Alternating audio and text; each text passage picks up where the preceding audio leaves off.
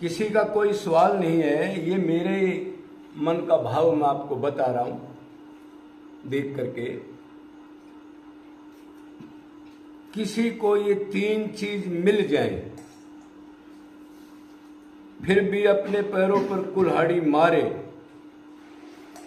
तो उसकी क्या दुर्दशा होगी।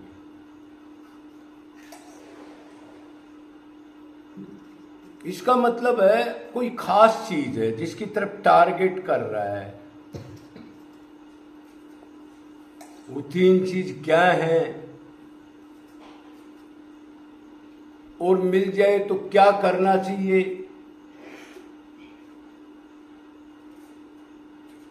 और उससे हमारे को क्या मिल सकता है, इसके बारे में बात करेंगे। तो पहली चीज तो ये मिल जाए, हमारे को मिली भी है। देव दुर्लभ नर्तन, मनुष्य का जन्म। देव दुर्लभ बताया ना। देवता लोग भी जिसके लिए तरसते हैं, इतनी मेहनत कर्मकांड लेबर करने के बाद जो स्वर्ग गए, उन्होंने सोचा इधर तो बिल्कुल आनंद ही आनंद होगा, देखे क्या है। लेकिन जाके देखा तो वही फटी चराल। काम भी है, क्रोध भी है, लोभ भी है, मोह भी है, पाखंड भी है, ईर्ष्या भी है, जलन भी है। स्वर्ग में भी ऐसे ही, लेकिन इधर से 1000 गुना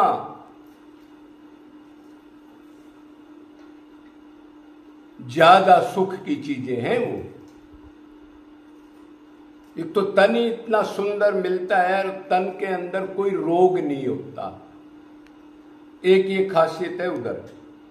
मन की सारी चीज मिलेंगी, एक तन रोगीला नहीं होता, सदा जवान रहता है, खुशबू निकलती आदि कई चीजें।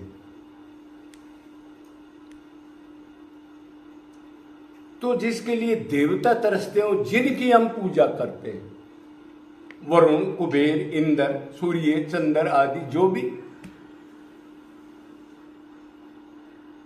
तो इसकी इंपॉर्टेंस जान लें।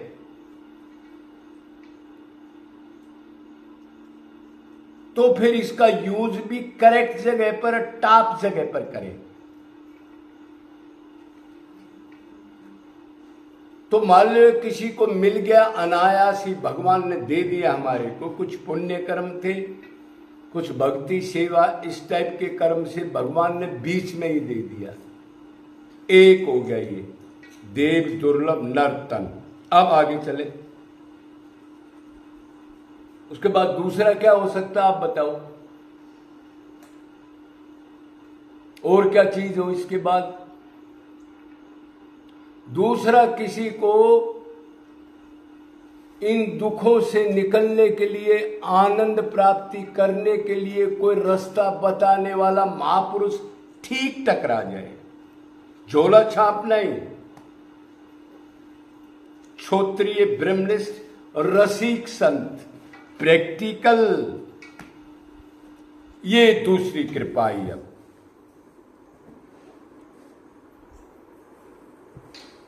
कि उसके बते जाने बगैर तो हम ये तो दुख तो पाते रहेंगे, लेकिन आनंद कहाँ है, सुख कहाँ है, इधर दुख है, तो वो करेक्ट बताए तो ठीक चले। कोई कच्चा आदमी मिल जाए, बता दे, आधा बताए आधा ना बताए। इसलिए क्षोत्रिय ब्रह्मनिष्ठ कोई गुरु मिल जाए किसी को, ये दूसरी कृपा। और तीसरी कृपा क्या बताओ। ऐसा महापुरुष मिल जाए और उस पर श्रद्धा कर ले, भूख उत्पन्न कर ले कि ये क्या कह रहा है, कह तो ठीक रहा है, मतलब उस पर श्रद्धा हो जाए। ये नहीं इधर सुना इधर से निकाल दिया। और फिर तत्व ज्ञान हो जाएगा। मतलब क्या तत्व ज्ञान किसे कहते हैं? मैं आत्मा हूं, भक्ति मन ने करनी है, शरीर क्षण भंगुर है, शरीर की भक्ति भगवान के यहां नोट नहीं होती, बड़ी जटाएं लटाएं, एकादशी कर ली, ये कर लिया, पाठ कर लिए, तीर्थ कर लिए, परिक्रमा कर ली, मन आउटो। भक्ति मतलब मन ने करनी है। 84 में दुख है निरंतर, शरीर दुख्यालय है, भगवान ही कह रहे हैं अर्जुन को। कोई भी शरीर ही भौतिक जगत का ब्रह्मलोक तक का दुख्यालय होगा। क्यों? मृत्यु, बुढ़ापा, रोग, शांति है, तृप्ति, पाखंड, ईर्ष्या, जलन, बनावटीपन सब होगा इसके अंदर। वो ये बता दे कि दुख है इस शरीर में, और इस शरीर से तू वो चीज प्राप्त कर सकता है तो आज तक प्राप्त नहीं हुई, और प्राप्त होगी तो कभी खत्म नहीं होगी, मालामाल हो जाएगा।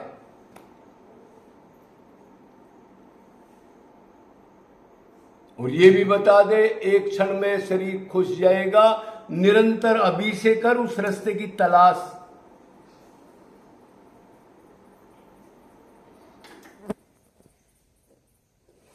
इधर मैं मेरा कोई अपना नहीं है, सब स्वार्थी है। माँ हो, बाप हो, बेटा हो, नौकर हो, समाज हो, सब अपना सुख चाहते हैं, स्वार्थ सिद्ध करके साइड में कर देंगे आपको।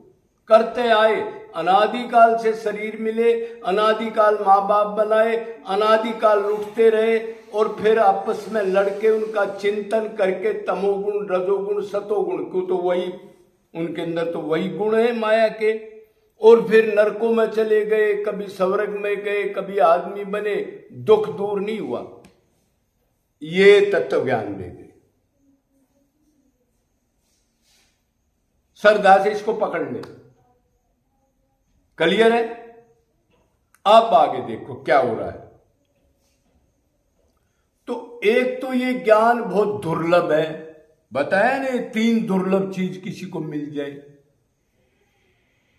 और ये मिल भी गया, सारा काम हो गया, रास्ता क्लियर हो गया, ज्ञान भी हो गया, हिसाब भी बैठ गया, मतलब भूख भी लगने लग गई, और फिर लापरवाही करे। भगवान की तरफ जाने के लिए भक्ति साधना को निरंतर ना करे, निष्काम ना करे, अनन्य भाव से ना करे, लुटाता रहे, थोड़ा कमाया फिर गवा दिया, थोड़ा कमाया फिर गवा दिया।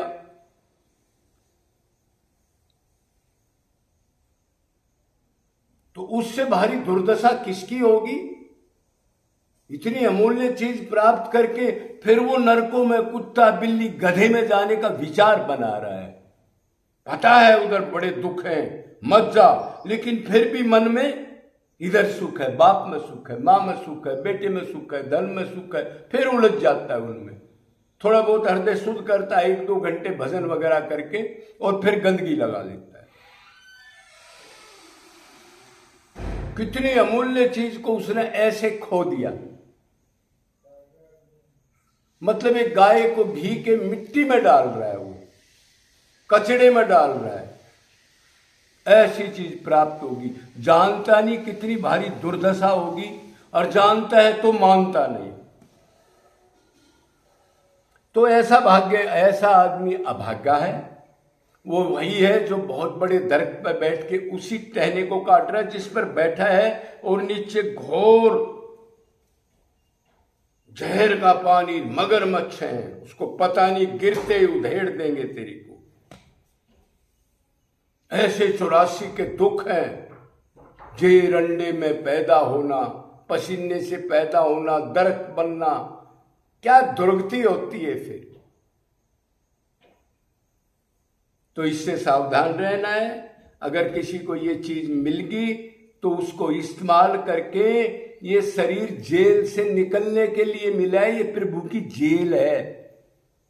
अर्जुन अनित्य सुखम लोक किमम प्राप्य भजस्य माम। अनित्य लोक है, इसमें सुख का लावालेश नहीं है, सब चीज बदलने वाली है, सब स्वार्थी है। और इस शरीर का कोई भरोसा नहीं, कब कुछ जाए, तो क्या करूं? अर्जुन ने कहा, प्राप्य भजस्य मान, मैं ही तेरा माँ बाप पिता पत्नी सब कुछ, और मेरे पास ही जो आनंद है जिसको तू ढूंढ रहा है संसार में, और अनंत बार नहीं मिला फिर भी लगातार ढूंढ रहा है। तो ये जीवन सिर्फ भगवान की भक्ति का ही मिला है। भक्ति का मतलब मन से भगवान से प्यार करना, और मन से आप प्यार करोगे तो उधर का प्यार खत्म होने लग जाएगा, उसको कहते हैं वैराग्य। प्यार करना है, वैराग्य अपने आप होगा, असली प्यार करेंगे। और एक्टिव में महाराज जी मैं तो दिन रात भजन ही करता रहता हूं, घर में कोई काम नहीं, बस दुकान पर 5-4 घंटे बैठ जाता हूं।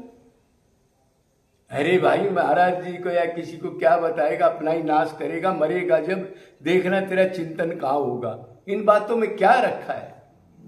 तो इंसान वही है जो देव दुर्लभ तन को सिर्फ कृष्ण से अनन्य प्रेम करके उसके प्रेम में रोना, तड़पना, सात्विक पान, कंठावरुद्ध और रोंगटे खड़े हो जाना, और अंतकण को जल्दी सी शुद्ध करके और अपने घर चला जाए। असली घर, इधर डंडे वाले घर नहीं, जूते चप्पल वाले बहुत देख लिए। जय जय